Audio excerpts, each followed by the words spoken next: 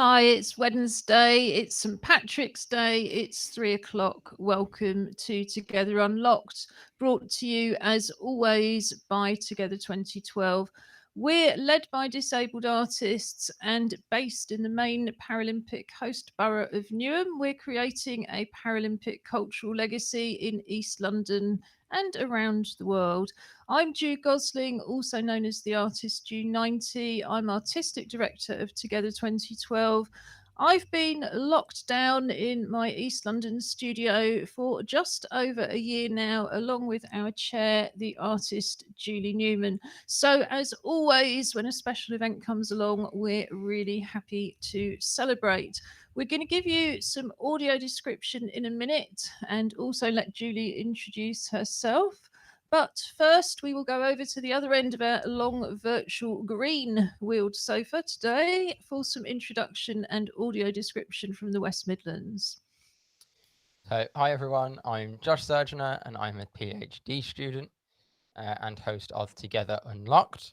I have very much, I've gone out of speak, rather long blonde hair that's very much in need of a trim at some point.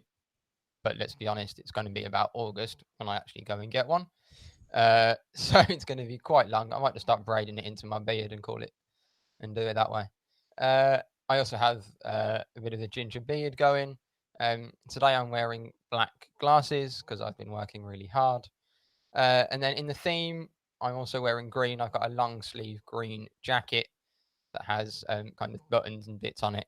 And it's one of the only two green things I own, the other being an Alf like Christmas jumper. So I thought I'd go for this one as it was slightly more relevant for the time of year.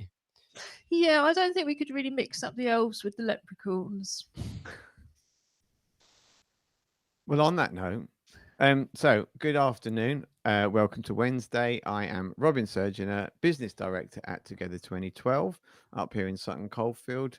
In our studio, we are still mostly by our heads masking the lovely International Women's Day rosettes that Tracy Surgener made and showed how to do for craft last week in front of our warming silk, no, not silk at all, red curtains. That was what they are today.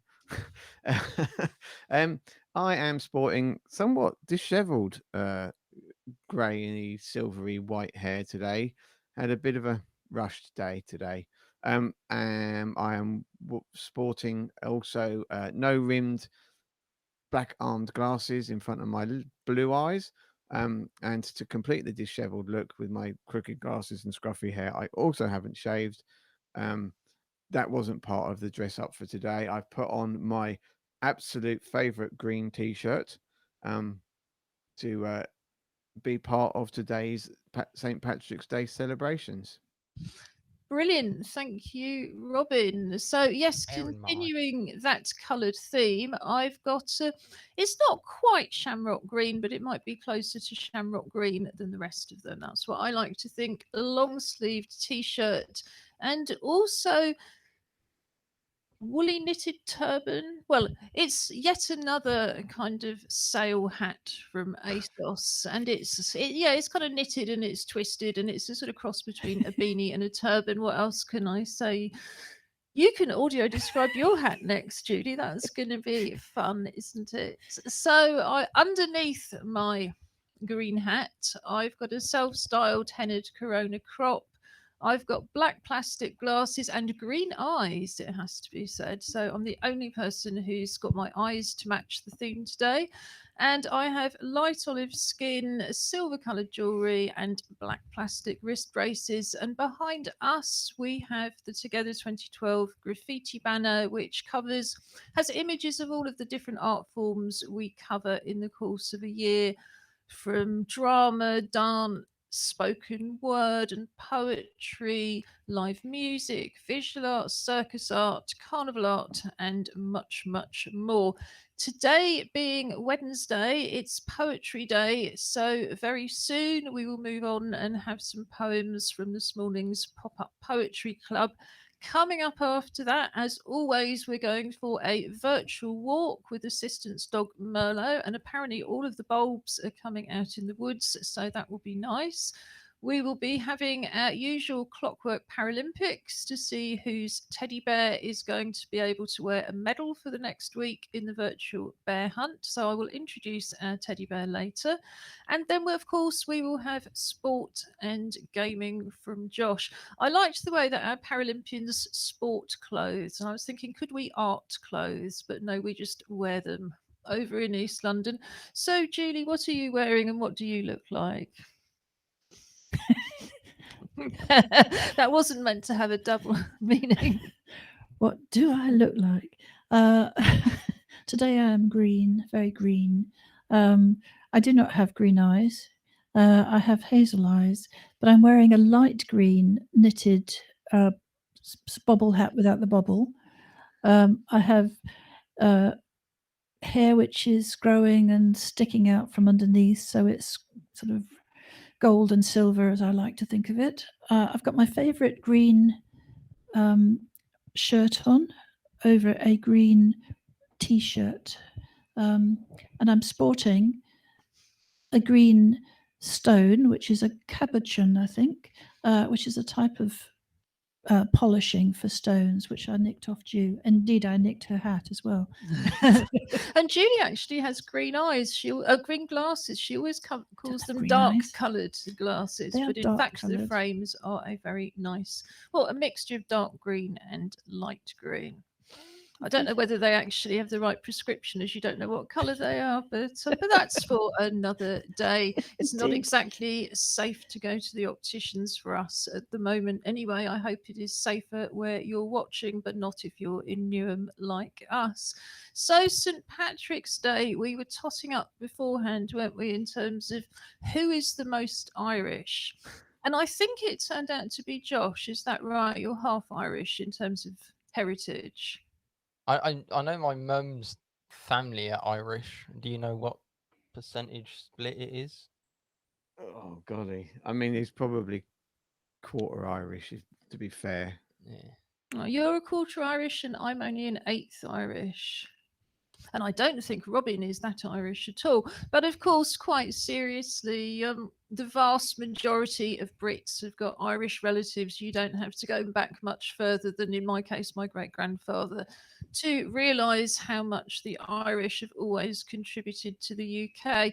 I'm based in Kildare Road, which was originally called Kelly Road. I'm not quite sure why they changed it. But of course, Kildare is the birthplace of St. Bridget, isn't it? Because you were saying, in terms of the other Irish saints, who are they? St. Columba, who came across to Scotland to see Robin's family, and St. Bridget. And who was St. Patrick, Julie? Because I know you've been reading up. Well, I thought you had the background on that, to be honest. Well, I have as well, but no, I just thought if you were the most Irish, you got the opportunity to say who St. Patrick was. He was a very good man. Okay, so St. Patrick lived which century, Julie? Is it the 800s or the 900s or the 700s? The 700s. Oh, a third time lucky. St. Patrick was what they call Romano-British, and he was kidnapped by the Irish and put to work as a slave, but he escaped, came back to the UK to train as a priest, and then went back to Ireland and converted large areas of Ireland to Christianity. And you were saying that he was credited with getting snakes out of Ireland. There's no snakes in Ireland, but you said really that wasn't true. No, there hadn't been any snakes in Ireland since the Ice Age, so it's a useful and interesting myth. But you were saying there was a real history to it in terms of pagans. Yeah, with the Christianizing, I don't know if that's the right word, but the basically making everybody Christian, spreading the Christian word in Ireland. What he did was he diminished the Celtic and Druid influences, and given that they were quite often associated with snakes, rightly or wrongly, in terms of their imagery, it was then said, in one of those sort of sideways, round ways of doing things in the Middle Ages, that he'd rid Ireland of the snakes, i.e. the Celts and the Druids, which was very sad.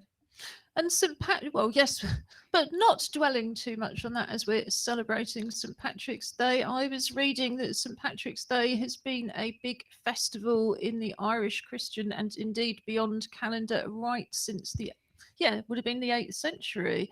At one point, it was a 3-day festival. They celebrated Sheila the following day. And Sheila's variously credited as perhaps being his wife, perhaps having been a saint. Obviously, as a woman, nobody knows half as much about Sheila. But we were also saying earlier, weren't we, Robin, that it's a bit like a carnival because it takes place in the middle of Lent, and usually you've given up meat for Lent and you've given up alcohol for Lent, but not on St. Patrick's Day, when everybody takes the opportunity to break Lent quite spectacularly. So, in a way, it kind of links into our carnival arts as well. So, what online stuff have we found that we can do today to celebrate St. Patrick's Day? Well, I had a lot of fun searching YouTube for interesting videos and films on how to do things. I found a wonderful how to crochet your own shamrock video, which we'll put up in the highlights page. There's also lots and lots about how to make green food or food green, which was interesting. There's a group of young lads, about 7 of them, I think, all Irish, aged between 19 and 22, I think. And they are a TikTok phenomenon at the moment. They're doing traditional Irish dance, but they're doing it to modern music. So they're doing their own interpretation. And they were on various Good Morning type shows in this country and in the States. And I thought, wow, that's so cool. I really like that. Yes, I mean, I saw the Mayor of London has got a live stream running on YouTube, I think from 4 o'clock onwards. It's about 3, they weren't very clear whether it was 3 or 4 hours of entertainment. And that's going to be showcasing different Irish cultural activities. Sorry, I'm really sorry about this, Robin, but my eyes, because I have a brain condition, are completely being distracted by your eyes wandering off. Would you mind looking as if you were watching me just for a moment? And I promise I'll stop soon. So what was I saying? Oh yes, the Mayor of London. Mayor. So the Mayor of London would usually have a St. Patrick's Day festival, which would take place at the nearest weekend. Today, they are launching a live stream with all of these specially recorded Irish cultural events in London, and that's going to be available running up till the end of the weekend. So I'm thinking I might put that on in the background when I'm editing the programme afterwards. As Julie said, we have a highlights and links page. If you go to our website, www.together2012.org.uk, it's under and linked to the main Together Unlocked TV page. It'll be up about 5 o'clock with copies of all of the links that we mentioned today, the poems, the videos, and so on and so forth. So that's highlights and links, and we'll put that up. And anything else in terms of, has Eventbrite got a list of St. Patrick's Day events? Do you know? To be honest, I got so caught up with YouTube and the excitement of things to do with food colouring that I completely forgot to look at Eventbrite. I suspect Josh might know. Sorry, it does. I've just looked. So yeah, it has kind of today, this weekend, but it has a specific tab that says St. Patrick's Day. So if you go on there, there's all sorts of things. There's kind of popular ones, more events, and then if you click show more, there'll be even more. So yeah, there is a page dedicated to them. Yeah, and apologies for looking distracted. We were just trying to check out actually because normally in non-COVID times, Birmingham has is very well known for its St. Patrick's Day celebrations, and the idea that it being 3 days is interesting because it really depends on what day of the week St. Patrick's Day falls. So, for example, this year it's on a Wednesday, but the St. Patrick's Day parade in Birmingham is always on the Sunday closest to it. So St. Patrick's Day, for instance, if it were this year in normal times, would be from Wednesday till at least Sunday. And it is. I mean, in terms of the carnival side of it, I mean, they do. Or certainly historically, have huge floats, real massive, or flatbed trucks and loads of dancers and stuff, and they have a big route round this, that kind of traverses through the centre of Birmingham, and would normally end in a place called Digbeth, which is where the Irish Centre is. So there is lots. I mean, did you find anything specific, Josh? I tried to have a quick Google, but I wasn't able to see anything. There's Well, a if St. we Patrick's Day kind of Birmingham Facebook page. If anyone is in Birmingham, if you just put St. Patrick's Day in, Well, let's it put will that come link up. up under highlights and links to anything like that that we can find afterwards, because it's nearly time to move on. But I was interested that the parades didn't come from Ireland. The parades came as the Irish people spread out over the world, kind of forced out by poverty and famine. And started in America in terms of Irish immigrants wanting to honour their heritage. So it's a great day. As I said, St. Patrick himself was British. It's all about coming together. So it's a great opportunity to engage with some Irish culture. And I really like the idea that this year there's more to do directly, that it isn't just about watching people dance or watching the parades and getting a little bit merry. It's about actually finding out about culture and history. So, just one final mention. They're not open at the moment, but I suspect they're going to be back very, very soon now.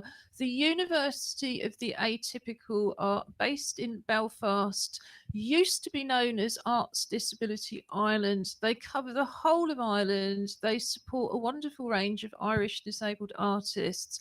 I was lucky enough to exhibit with them actually more than 10 years ago now, but they're still at the same base, which was absolutely lovely. They've got a fantastic base because the front is a gallery and the back is the office space. So everybody who comes in is sort of interacting in the gallery.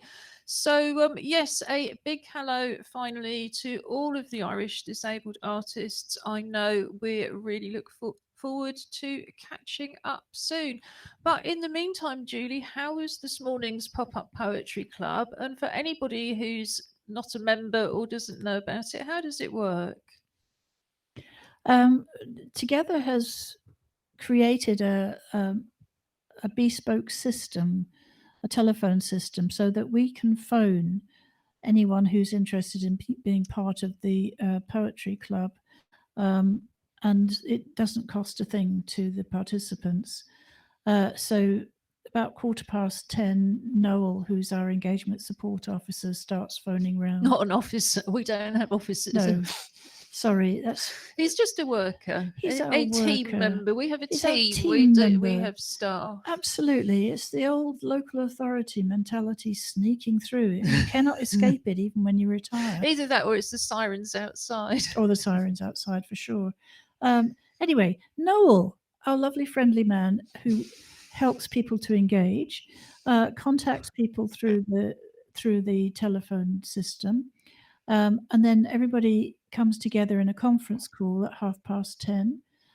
We read out a poem, which is usually to the theme of that week, which Alison Marchant, international artist, always advises us on. This week it was A Winter Coat. And then at 11 o'clock, we all hang up and we go off, and our little pencils fly over our paper for 20 minutes or so. I believe some people actually keyboard these days. So I understand. So that happens sort of like for about 20 minutes until Noel calls us back. Although if you're a bit like me, you're a bit sneaky and you just keep writing for those last few minutes while everybody joins. And then at 11:30, we all, Alison facilitates us all reading our poems back, and people can comment. So you've been doing a lot of talking. I know you would just want to catch your breath. Can we start by going over to the West Midlands and asking one of you to read and just introduce one of the poems from this morning? Yeah, absolutely. So I'll go first. We have a poem from one of our regular poetry club members, Dwayne Bryan, and this is called My Winter Coat. My winter coat keeps me warm, and it's very comfortable when it's cold. I put it on, and I'm warm all day long. It makes me look big. and it makes me look strong. It makes me happy all day long. I have a coat and it's long and there's fur on the hood. I put it on and it feels really good. A coat is for comfort and to keep you warm. A coat is for happiness. You'll never mourn. Oh, thank you for that, Dwayne, and thank you for reading it so well, Robin. This is from Pizer Malik, and it's called Coat. Such a short, simple word, yet so full of meaningful strength, like a flying bird. Crossing all hurdles, weather and circumstances, protecting every user from all hazards, being attacked by virus or illnesses, rain, snow, wind, human threats that damage, as coat is useful overall coverage. Lately, coats are more fashionable with hoods, very colourful to hide all swing of moods. Whether you cry or feeling upset and guilty, all hidden under the hood safely. Although coats are mostly heavy, thick black, but now designed with frills and rickrack, big flappy collar, lace and stripy materials, suit all occasions, venues and funerals, as they are now available in different textures that can be preserved for further use in the future. I love all my coats hanging neatly in a row, always dry cleaned and kept away till tomorrow. But as cold winter is still around, one light coat is used as a home gown. Thank you, Pizer. It's not every day you hear the word rickrack in a poem. I thought that was lovely. So, I think you've got one from Blake Jarrett Gibbons, Josh. I do indeed. And this is called a hat, a coat. So, a coat, a jacket. You keep me warm in the winter, dry in the rain, and we go many places. In the sunny but still cold times, you can be my warmth, even though a bit more warmth, and you could be off duty, and I could attempt to catch a suntan. In the summer, you become spread to make some shade, or even a picnic blanket. Crumbs will be eaten by the dogs. There are times you get slung over my shoulder, or even just slung into a bag, or left in the boot of the car. Sometimes the pockets are full of things, from keys to my phone to travel card, or I can't find my phone. It's ringing. Which pocket are you in? I can hear you. This jacket, it's got more pockets that I seem to find all the time. Yet how long have I had this jacket? Wait, you sure? I thought it was longer than that. No, I meant at the sleeves. You haven't shrunk this in the wash. I hope not. This wasn't exactly cheap. It still fits. You are forgiven. Never mind ringing my phone again, please. Still not found it, but I know it's in this jacket. Surely by now I would have found the pockets. I need my jacket now. I need to go out. Out for a walk to ease some stress. Do I need any shopping? Oh bugger, what pocket did I put my wallet in? Put the bag in the pocket and remember it's that one. Yes, I will take the dog out later. Probably need this jacket at that point. Where will you go? I have a lightweight jacket. More of an anorak, too. The convenience of that anorak, lightweight and even easier to just store away, or have over the shoulder, maybe even tied around the waist. Sadly, things still get lost in it. Look at this now, the forecast says rain, so I bring out the anorak as I'm only going to the shops and back. No rain, at least the shopping's dry. Time to go out. Don't worry, you don't need your jacket, just bring yourself and the essentials. Come back. Damn it, I'm absolutely soaked. Jacket, I'm glad you're okay, but I missed you back there. Go out another day with my normal jacket, and wow, it's foggy. At least with this shade of blue, you can't miss me. I'm nice and warm inside. My jackets have been various places with me, and have done so much more than just protect me from the rain. They've been a storage unit for my essential items. They've been a cushion to sit on, less chance of getting numb when relaxing in the sun. They've been the head cushion used to keep my head safe after collapsing. They've been the place to put that sandwich and drink when you can't find the bag I brought with me. They've been the protection for me getting soaked by a wet but happy golden Labrador. A place to keep his balls and biscuits. Yes, biscuits. That dog's got the attention. There's been a cat bed too. Sorry, cat. I've got to move. I need my jacket. Cat, move. Stop groaning. You've got loads of places to sleep and molt your fur over. I'm off out now. Jacket too. Have I got everything? Where am I going? Find out another time. Thank you very much indeed, Blake, if you're watching. This is Crystal Peasy winter coat. Everybody wears a coat because it's freezing and snowing. Nobody knows what to do because it's cold. If you don't wrap up, maybe you'll get cold. When the cold catches you, it goes to your skin and through your bones and body. You are very cold and you can't warm up, and it takes time to warm up. Thank you, Crystal. Julie, can we hear yours? Yes, indeed. I had a slight dilemma because A, I couldn't remember what the topic was, and I had it in my mind as my favourite coat, and B, because I haven't put a coat on for over a year, I couldn't even remember what my coat looked like, so I thought, oh, blow it. So I thought, right, I'm going to write about my favourite coat, and so this is what I did. My favourite coat was a very dear coat, from many years ago. It was made by my sister when she was young and not long had finished her school. She found some wool and needles too, then a pattern that suited her needs, and she knitted and knitted all the day long and sometimes into the night. The wool she chose was a tasteful one, a shade of camel, not bright, and she mastered the skill of cable stitch, 2 together, decreasing 3. All summer she knitted, her fingers flew, until at last she was done, and off she went on her first day of work, spruced up and dressed like a queen. She caught the bus with a skip and a jump, delighting in her coat so smart. As she looked out the window, the sun went in, and she noticed the rain on the glass. At the end of the day, the doorbell rang, and my mother cheerfully said, "Welcome home. How was your first day at work?" And a tragic sight beheld. That wonderful coat, that tasteful new coat, no longer held its shape. It sank in a length like a soggy mess and just about touched the ground. My mother, always kind, tried not to laugh. Her heart caught up with the misery found on my poor sister's face, defiant as she dripped and stood, lost for words. The coat disappeared, to be seen never more, in this world or the next. My sister said nothing, and woolen coats were never mentioned again.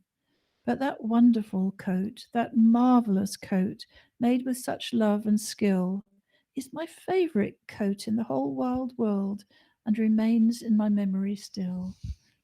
Thank you, Julie. As always, we've got no idea how you managed to write those in 20 minutes. So finally, Dawn Barber, care for the coats. We just put on our warm coats and out the door we go. But give it a thought next time you put on your coat. Give it a bit of a hug because it keeps you warm. Stop some of the rain getting through. You can put things in the pockets. It takes all kinds of different weathers. Let's give our coats a bit more love and care because they're for us to keep us warm and cosy. I feel like we've been very mindful around coats as well and thought about all sorts of things we haven't thought about. Well, I've certainly never thought about, but I just love that image of your sister sort of standing there furious and dripping with this incredibly kind of long. Yes. Sadly, I missed the actual event because I was off nursing somewhere.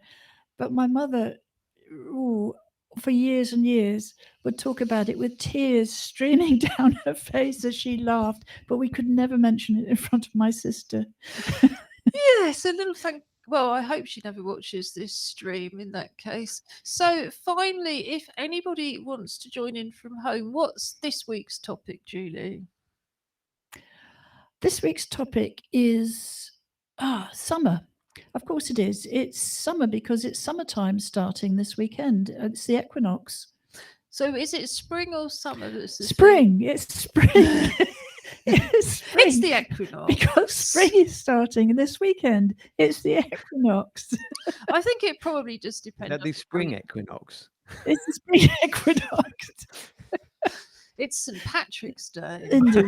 I know I've been bad at keeping track of the time, but I didn't think I'd missed an entire You've season. missed a season, that's it. I know, wouldn't it be? Well, it wouldn't be nice. I think we're all having a very rich life despite lockdown. But, there are times when you think, can I wake up now, please? Is it summer yet? Yes, is it all over? No, it isn't. But and I'm afraid it's not even going to be summer-like weather because it's due to snow by the weekend. But in the meantime, for a really nice taste of spring, we're going to go over to Virtual Nature Watch. We started this right at the beginning of lockdown 1 as a way of being able to see the outside world because my backyard is too small to allow for social distancing. So we used to send Precious, Julie's assistant's dog, out with a body camera. However, since last summer, we have been privileged to look at woodlands and fields every week, courtesy of Merlot, the assistant's dog, because 2 members of our associate drama company, Act Up Newham, are currently shielding in a barn, really in the middle of nowhere, in the middle of Norfolk. So this is Merlot enjoying the spring coming to the woods, and Julie's going to do a bit of audio description. So I'm just going to pop it up on the screen now. So, oh my goodness, what we have is a sunny day with some blue sky and some clouds. The back of a Labrador's head with his ears up and his blue collar, which is what you can see from the camera. And he's in the middle of a small woods heading towards an open field. And ahead of him are some daffodils in bloom, quite a lot of daffodils in bloom. And he's turned round for his people. The leaves are under pour, so it's nice. Oh my goodness, loads of daffodils. So it's a nice soft carpet for him to run on. The grass starting to come through as well, and the birds are singing away. And beautiful leaves as well, actually, on the ground. I hadn't noticed those before. No, it's from last week. It's come up. We saw the greenery prior to having the daffodils, but Merlot seems quite intrigued by them because he keeps going up to them and having a look. He's just walked behind a bench and he's just looking down so we can see lots of leaves. Oh, and little blue things, little aconite type things, looking very sweet, beautiful blue with green foliage. And he's trotting along at speed. He does seem to like his flowers, which is nice actually. I'm not sure Precious even notices. So he's turned around, he's looked back, make sure his people are coming, and he's looking ahead, and there's lots of greenery up ahead. He's trotting back again towards his people and the daffodils, and more daffodils. He keeps going past lots. My goodness, there's a load of daffodils there. The trees are quite bare still, but there's a massive amount of green on the wood floor, isn't it? Not the wooden floor, the floor of the woods. Yes, it's great to see such a change, isn't it? It's only a few weeks ago, well, less than a month ago, that Merlot was walking through snow still. I will share a little secret just in case anybody is quite seriously wanting to make films with these cheap body cameras, because they're very, very good, as you can see, for also just popping on a dog. There were some dog treats hidden in the daffodils because Hannah and Sarah felt we would all like to see the daffodils and enjoy the flowers coming up. So yeah, there was a little bit of cheating going on, and presumably that's what we should do if we want to get some Precious to do anything remotely interesting. She'll be fighting her brother off, I imagine. It'll be a bit of a scrap. Yes, perhaps we might scrap that idea, actually. So that is Virtual Nature Watch. That will be up on the website without the audio description. Well, you can obviously watch the show again with audio description. We'll put the video up on its own so you can enjoy the wonderful bird song. So now we move on, as always, to the Clockwork Paralimpics, where we race clockwork toys to see whose teddy is going to get to wear a medal this week. So can we have the Birmingham 2022 competitor, please? Okay, we're sticking with our miniature competitors, and this is Renee, the pink and white raccoon. Oh. I'm still struggling to work out how the raccoons, elephants, and so on are taking part in the international bear hunt, but we won't. Well, trouble. I think Because the technical name is raccoon bear. Yep. Oh, And okay. In Latin, it's raccooni beari. That's As Julie always says, you have a house full of genuine medals and not many actual teddy bears. I have a house full of teddy bears, but one gold plastic medal. What does that say about us? So this teddy is, well, he's a little more sort of beige than honey brown traditional teddy bear with a red jumper that says in yellow Norwich Teddy, and indeed a little red and white spotted necktie. And I'm desperately trying to remember what he's called, and I can't. So I've decided he's called Trevor because I had some emails out of the blue from an old friend I met in Norwich called Trevor. So Julie's going to hold Trevor for us. So the way we do this is we have pre-recorded the race, been recorded in East London, so West Midlands choose their competitor. If you want to join in from home, decide which side of the screen you're going to support before we start. And I'm going to pop it on screen, and before we start it, Josh is just going to do some audio description. I shall. What side did we pick? Because I've forgotten. left side of the So screen. we've picked- Right side of the screen. Yes, so we've picked right side of the screen, released from the left hand. So we are back in our familiar Colosseum of Clockwork racing. The blue mosaic floor, green banisters, and a kind of green bookshelf with lots of orange themed books in Ju's collection. And we've gone for the widescreen shot today as well. So our competitors will be starting momentarily, I do believe. So if just to audio describe them, there's a green caterpillar and an orange caterpillar. So yeah, there's green. So the competitors are off. They appear to be neck and neck in terms of distance. They're veering off towards the left-hand side of the screen. They're turning right in reality. And I do believe that we will be having a green victory, which is once again a victory for Birmingham 2022.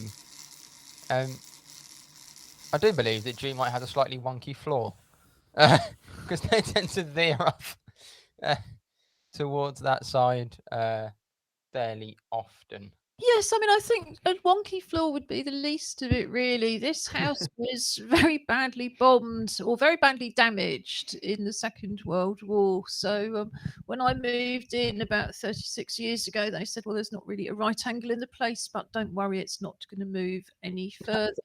So never mind. Medals aren't everything. Trevor will go back to taking part in the international bear hunt. Another day. Without worrying. He's there anyway. Renee is receiving a commemorative stopwatch for that amazing performance. I really thought for one glorious moment we had it. It was so close. It was so close. That screen angle was deceptive. Yeah, I think, Julie, I think given that Josh worked out a long while ago which way the floor sloped. I've only thought of it today. Sometimes they do go the other way. They do veer towards the stairs occasionally. Yeah, they do, and that's the time we win. Yeah. Because you do consistently choose the side that's most likely to win. But that's great. So shall we move on and have some real sport? Well, this is real. Yeah. So we've talked over the last few weeks around fans and whether or not they'll be in Tokyo. So there was reports that have I think they came out today or yesterday, that it might be limited to 50% capacity. Obviously, that will change depending on the venue. But again, I think a lot of that is based on speculation I've seen that there's a meeting set for the 22nd of March between all the people that are actually going to make the decisions, rather than people writing random articles online on what they think. So yeah, the 22nd of March, which is next week, Monday. yeah, which is Monday, is when we can maybe potentially hear some news. So we might have a more definitive answer by Wednesday's show next Yeah. week on that front. I mean, I think people were asking me in terms of live events, what's the difference between seated venues and festivals? Because the festivals seem to be selling 100% of their capacity. And what people were explaining is if you've got like an open air venue, which you don't often get for sport, but like a whole bunch of fields, for example, the numbers you could get into those fields are probably lots more than you're licensed for. And the argument at the moment is you should have 100% of the numbers you're licensed for if you can spread them out over a bigger site than you would usually spread them out over. But there's been, is it the FA Cup, they say, is going to be one of the test events, Josh? I don't know. I haven't. I think they Have you announced seen anything test about it? events about 2 days. Yeah, they announced them about 2 days ago and said the FA Cup final was likely to be one of them, but with no further details. Maybe we can look at that again next week. Yeah, I'm gonna say I didn't see it, but I think that's the thing with sometimes you look at so through the Olympic stadium, I saw the number 20,000 kind of thrown about, which sounds like a phenomenal amount of people, but in a 50,000 seated stadium, you can actually get quite a lot of distance between 20,000 people. And it's the same, Yeah. with places like Twickenham. Yeah, you can have Absolutely. 50% attendance. That's 40,000 people. And it's like I you mean, said, the biggest access issues at London 2012 were the distances. Yeah. Everything and even to get to the toilets. But they were, well, actually, the accessible toilets weren't very accessible or big, but mostly, you absolutely had huge amounts of space, just as you would at an outdoor festival in fields. Yeah. So then also around the Olympics and Paralympics, the National Lottery for a very long time has funded lots of Olympic and Paralympic sport in the UK. But Camelot, who are the company that run the lottery and the people that do it, have just announced it's a partnership with Team GB and a sponsorship with Paralympics GB, or the other way around. I'm not entirely sure what the difference between them is. He didn't really explain it in the article that I read. They've teamed up with both of them, and I guess it's some sort of weird back end deal that they're marginally different because they've got different names. But basically, to provide money so that the athletes and the team staff and everything have a COVID safe environment. So it would be things around making sure that there's multiple like lateral flow tests a week, kind of in the village, at the games, any training camps, everyone can be tested. It's ensuring that they can pay for them to have their own food and that it can be prepared in a controlled environment they're aware of, that travel to camps and to games and in between venues is all done. So they're basically providing this huge packet of money so that the Olympic and Paralympic teams can basically organize their own stuff or take what's already provided and make it better. So it's nice to see that those sorts of things are being accounted for, and it's not just, oh well, we'll just trust whatever's there. It's like, no, we'll take it and then we'll put our own extra steps in place. And I think that's what it's going to take. Yeah, there's additional costs I was reading anyway, because, for example, Japan is making vaccines available to all of the athletes, to those countries should they need them, and also doubling the numbers so that non-athletes can get them, but they still have to pay for them. Yes. So I think there's a huge number of extra costs. So that's very promising. I mean, it seems more promising all round, but of course, Japan is not a nation that's getting vaccinated very quickly. So, yeah, I certainly wouldn't be booking tickets if you're anywhere but Japan. Yeah, absolutely. And like we said, no one actually knows, or at least no one that does know has told anybody else. They might have made an internal decision, but it's certainly not a public one yet. And even if you had tickets, whether you'd even be allowed into the venue anyway. And Japan's a long way to fly if you're going to have to turn around and come back again. So Well, to definitely be hold honest, fire on that. yeah, what I learned is even when it's up the road, sitting in the stadium and sitting at home, the what you could see from home on the TV was just 1,000 times better than Yeah, I sitting mean, in the you stadium. might get a better view at home, but as sports No, I'm fans, just saying, there's yeah, nothing like live sport. The arena of it is no, sad. there's nothing like it at all. The distances, the lack of, I could talk about the access issues around London 2012 till the cows come home, but don't worry, I won't. But let's just say it wasn't just the live atmosphere that kind of you actually got better on TV. So I'm just saying, if you can't afford to go, you wouldn't even think of going, but you'd love to go. The TV is really, really good. Yeah. And then Julie, I know you had the America's Cup. I know you mentioned it on Monday, but that's now finished. You were gonna fill Yeah, us in. thank you, Josh. It finished this morning at silly o'clock. I haven't been able to find a version on YouTube that I could watch before I went to the poetry club, so I actually haven't seen it. I can. Um, it was New Zealand that held the America's Cup. They won. They were the first team that reached 7 wins. And I watched the race last night, or yesterday morning rather, and I was absolutely gripped with it. This was the penultimate one, where New Zealand went ahead to 6 wins over the Italian team, who had 3.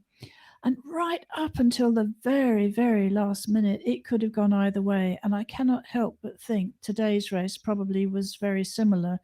The Italian team's sort of tactics were just amazing. I've only raced dinghies and only sort of like local club racing dinghies. I have loved it. I'm very competitive in a little dinghy. But one of the things that I learned so much was how clever it is to use tactics. There's protocols in sailing and in racing which says that the boat coming in to tack from the starboard has right of way.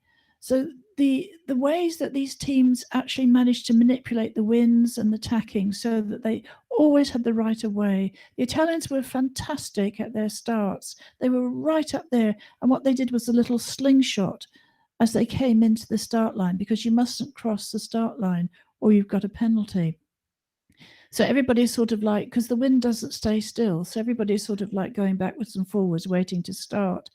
And the Italians just were so clever at going whoosh and through the start line. But I have to say again, if you don't know anything about sailing, it's these particular boats are just so spectacular to watch.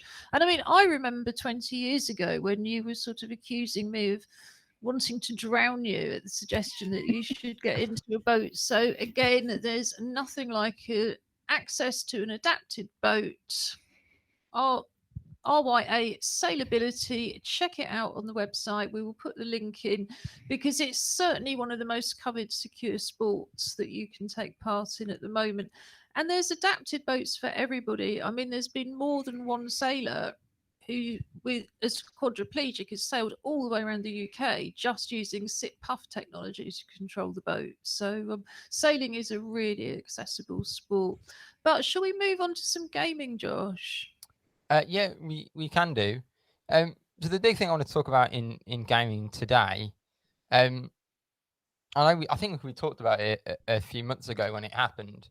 That Microsoft, who is the company that makes Xbox, found some old change lying about in their coat, and they brought Bethesda for $7.5 billion, which is billion with a B, which makes your brain hurt to think about quite how much money that actually is.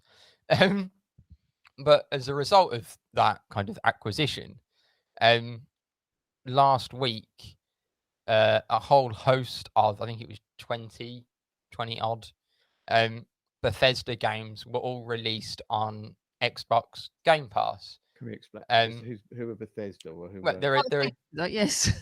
they're a Bethesda. They're a games company. They make and produce games and develop and produce games, and they've got a couple of different series. So yeah, they've put out their kind of this whole host of their most popular games. So it's things like the Doom series, which is you're on Mars having to fight monsters. There's the Fallout games, which are you've survived a nuclear apocalypse in a bunker, and then you have to go and do things. But then there's a whole series called the Elder Scrolls series, and I think there's 5 of them now. So I think the 3 most recent ones are on this service, which for anyone that doesn't know, it's called Xbox Game Pass. So I think it's £6 or £7 a month, and any games on there are absolutely free for no other cost than your kind of £7 a month subscription. So it's an incredibly worthwhile service. But the Elder Scrolls games, and the most recent one is a game called Skyrim, which is Skyrim, or if you ask Robin, Scream, because he can't. And you kind of create your own character. You can be a human, an elf, a cat, a weird lizard person, and they're great fun. And there's stories, and there's hundreds and hundreds of hours of dialogue, side stories, and things to do. But what you can actually with that, there's things called mods for computer games, which are modifications that people make.